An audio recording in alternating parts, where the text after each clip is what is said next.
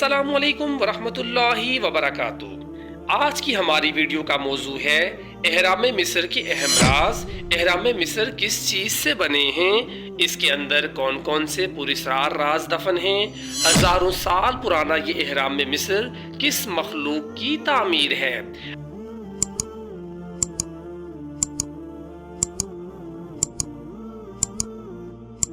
आज हम इन तमाम राजों से पर्दा उठाने जा रहे हैं जो एहराम मिस्र के मुतालिक हैं। वीडियो शुरू करने से पहले हम आपको अपने चैनल पर खुश आमदीद कहते हैं। मिस्र एक ऐसा मुल्क जिसमें खो जाने वाली तहजीब कभी भी हैरत अंगेज इसरार के साथ दुनिया को हैरत ज़दा करने से बाज नहीं आती है।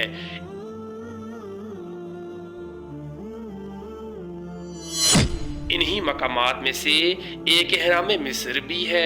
आपको ये जानकर हैरत होगी कि ये हराम सिर्फ मिस्र में ही नहीं बल्कि पूरी दुनिया समेत खुश्की और तरी में बनाए गए हैं। आखिर इनके बनाने का मकसद क्या था और जिस अंदाज से बनाए गए हैं उन्हें देखकर आज साइंस हैरान क्यों है।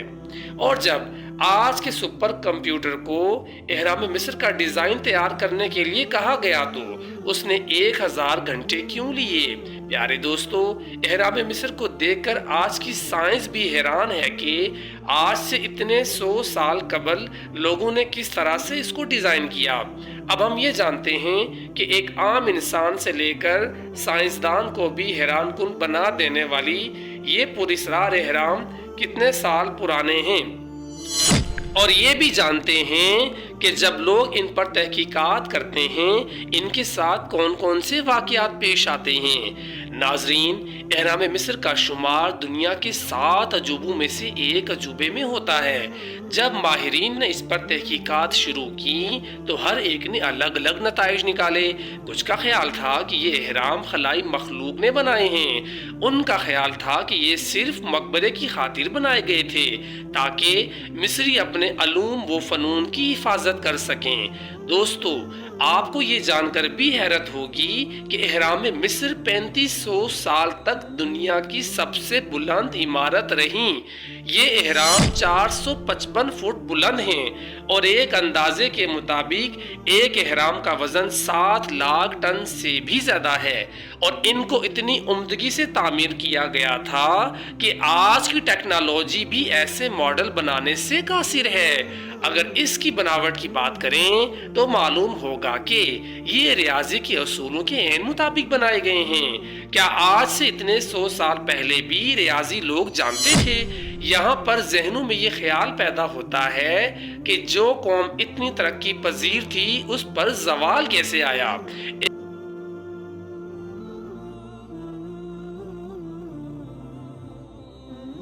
एक रिवायत के मुताबिक जब कोई बादशाह नशीनी संभालता तो उसके साथ ही वो अपने एहराम की तामीर का आगाज कर देता था। मिस्र में दरियाफ्त होने वाले अक्सर एहराम काहिरा में हैं और इनकी तामीर के लिए ख़ास किस्म के पत्थरों का इंतज़ाम किया गया।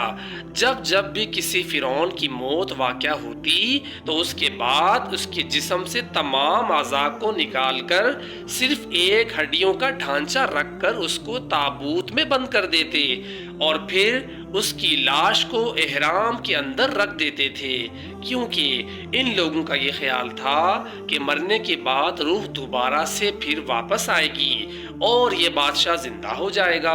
इस बादशाह के साथ ही उसका तमाम सामान और सोना भी रख दिया जाता।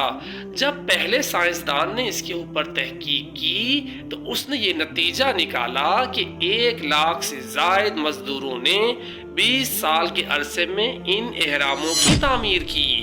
एहराम जिस अंदाज से बनाए गए हैं कि अगर कोई भी आम शख्स इसके सामने खड़ा हो तो वो हैरत के बाइस मिस्री कारीगरों को दाद दिए बगैर नहीं रह सकता।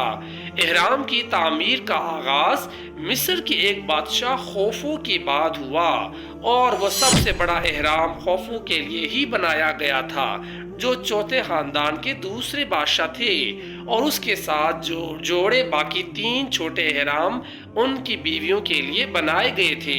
दोस्तों, اگر یہ بات بھی مان لی جائے کہ اہراموں کی تعمیر خلائی مخلوق نے کی، پھر یہ سوال پیدا ہوگا کہ اس کے بعد وہ خلائی مخلوق کہاں گئی ہے کہ اس کو بنانے کے لیے نہ کوئی جنات تھے اور نہ ہی کوئی خلائی مخلوق تھی، بلکہ فرعون کے زمانے کے وہ لوگ تھے، کیونکہ یہ بات تحقیقات سے بھی ثابت ہے کہ قدیم زمانے کے لوگ بہت ہی قداور اور مضبوط ہوا کرتے تھے، اسی لیے انہوں نے کافی طویل مدت محنت و مشقت کے بعد بالآخر اہرام مصر کو تعمیر کر ڈالا، اور اس کا ایک اہرام کی تعمیر میں 23 لاکھ سے زائد پتھروں کا استعمال ہوا ہے۔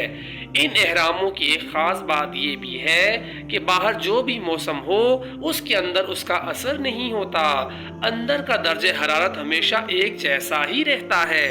اگر ہم اہرام کے اندرونی حصے کی بات کریں، اندر جانے کا راستہ اتنا تنگ ہے کہ بعض کمزور دل کے مالک لوگوں کا حوصلہ پیدا نہیں ہوتا کہ اس کے اندر جا کر اس کو دیکھ سکیں۔ اس کی دیواروں پر ایسی ایسی پینٹنگز بنی ہوئی ہیں کہ جنہیں لوگ دیکھ کر بالکل دھنگ رہ جاتے ہیں، اور ان کے اوپر کچھ زبان میں لکھائی بھی کی گئی ہے جس کو سمجھنا انسان کے بس سے باہر ہے۔ احرام کے بالکل آخری حصے میں ایک تابوت گرینائٹ سے بنا ہوا پایا گیا ہے جس کو دیکھ کر دنیا بہت حیران رہ گئی، لیکن یہ بات سمجھ میں نہیں آ رہی کہ اتنا بڑا تابوت پیرامڈ کے اندر کس راستے کے ذریعے گزر سکتا ہے، جس کا یہ نتیجہ نکالا گیا کہ اس تابوت کو تعمیر کے وقت ہی پیرامڈ کے اندر رکھ دیا گیا۔ جب اہرام کے آس پاس سے انسانوں کی بوسیدہ ہڈیاں ملی تو سائنس نے بھی اس پر تحقیق شروع کر دی، جس کا نتیجہ یہ نکلا کہ اہرام کی تعمیر میں جن مزدوروں نے حصہ لیا ان کو مکمل طبی امداد بھی دی جاتی تھی۔ اس کے بعد سے لے کر اب تک سائنسدان اس کاریگری کی تحقیق میں لگے ہوئے ہیں۔ اہرام مصر کی دریافت سے مصر میں سیاحت کو بھی بہت فروغ حاصل ہوا، اور لاکھوں تاریخ کو پسند کرنے والے لوگ پیرامڈز کو دیکھنے کے لیے ہر روز اب جاتے ہیں۔ لیکن ہم اس بات پر بھی یقین رکھتے ہیں کہ ایک نہ ایک دن جدید سائنس اور اس میں پوشیدہ تمام راز کو جان لے گی۔ تو اگر آپ کو کبھی مصر جانے کا اتفاق ہو تو دنیا کے اس عجوبے کا وزٹ لازمی کیجئے گا۔ اس کے ساتھ ہی ہماری آج کی ویڈیو ختم ہوتی ہے۔ ہم امید کرتے ہیں کہ ہماری آج کی ویڈیو سے آپ نے بہت کچھ سیکھا ہوگا۔ اگر آپ ویڈیو اچھی لگی ہے تو ہمارے چینل کو لائک کریں اور اپنے خیالات کا اظہار کریں، اور ساتھ سبسکرائب کا بٹن دبائیں۔ اللہ پاک ہم سب کا حامی و ناصر ہو۔